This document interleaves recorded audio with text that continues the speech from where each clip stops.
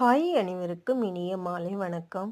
பால் கறந்து ஊற்றியாச்சு. என்னன்னா, இந்த சிவப்பு மாடு இருக்குங்க இல்லையா, அதோடைய கன்றுக்குட்டியை அவுத்துட்டு இன்னைக்கு பால் கறக்கிறதுக்கு முன்னாடி நல்லா பாலை குடிச்சிட்டாங்க. அதனால் கருப்பு மாட்டுகிட்ட மட்டும் தான் இன்றைக்கி பால் கறந்து பண்ணையில் ஊற்றணும். சீக்கிரம் அதனால் பால் கறந்து ஊற்றிட்டு வந்தாச்சுங்க.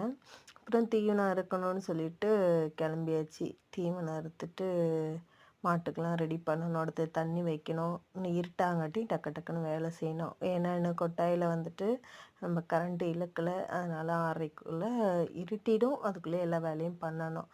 அந்த கருப்பு மாடு கன்றுக்குட்டி பேர் வந்து கருப்பன். அவரும் அப்படியே பாலை குடிச்சிட்டு மேய ஆரம்பிச்சிட்டாரு. கொஞ்சம் நேரம் அவர் பாலை குடித்தாலே மேய போயிடுவார். நல்ல பிள்ளை அவங்க.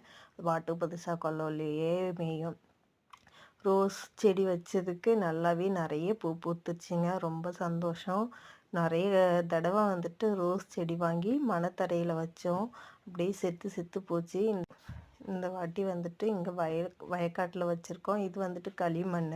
நல்லாவே ரோஸ் செடிலாம் வந்தது. காலையிலே 5-6 பூ நானும் பாப்பா வச்சிட்டோம்.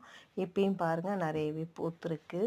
ரொம்ப சந்தோஷமாக இருந்தது. ரோஜா பூ வந்துட்டு இப்போ என்னென்னா, முன்னெல்லாம் பூ கடையில் வாங்கி தலையில் வச்சுக்கணுன்னு ஆசைப்படுறோம். இப்போ செடியில் பூக்கிறதாலையா என்னென்னு தெரியல, அது பறிக்கவே மனசு வர மாட்டேங்குது. செடியில் இருக்கும்போது அவ்வளோ அழகாக இருக்குது. பறிக்கவே மனசு வர மாட்டேங்குது. அவங்க வேறு திட்டுறாங்க, அம்மாவும் பிள்ளையும் பூவை வீணாக்குறீங்க செடியிலேன்னு. இருந்தாலும் அதில் செடியில் இருக்கும்போது ரொம்ப அழகாக இருக்குது நம்ம தலையை விட. அதுதான் எங்களுக்கு சந்தோஷமாக இருக்குது. எங்கள் பாப்பா தான் சொல்லுவாள், கொஞ்சம் நேரத்தில் நம்ம பறிச்சிட்டா வாடிடும், ஆனால் அது செடியில் இருக்கும்போது சிரிச்சுக்கிட்டே இருக்கிற மாதிரியே இருக்குல்லம்மா அப்படி. அது என்ன உண்மைதான் இல்லைங்களா? அப்புறம் தங்கச்சி வீட்டிலேருந்து வாங்கிட்டு வந்த சாமந்தி பூ இது ஒயிட்டு வாங்கிட்டு வந்து 1.5 மாதத்துலேயே நல்லா வந்துட்டு போத்து கட்டி துளிர் கட்டிட்டு வந்துடுச்சு. சும்மா வேறாட்டம் குச்சாட்டம் தான் பிடுங்கி கொடுத்தா. இந்த அளவுக்கு வரும்னு எதிர்பார்க்கல. நிறைய மொட்டு வச்சுருக்கு. பூத்ததும் அந்த பூலாம் பூத்ததும் கண்டிப்பாக உங்களுக்கு அந்த வீடியோ போடுறேன். உங்களுக்கே தெரியும், மல்லிகன்று 50 கன்று வாங்கிட்டு வந்தோம். அதுவும் வச்சுருக்கோம். ஓரளவு நல்லா வந்திருக்கு.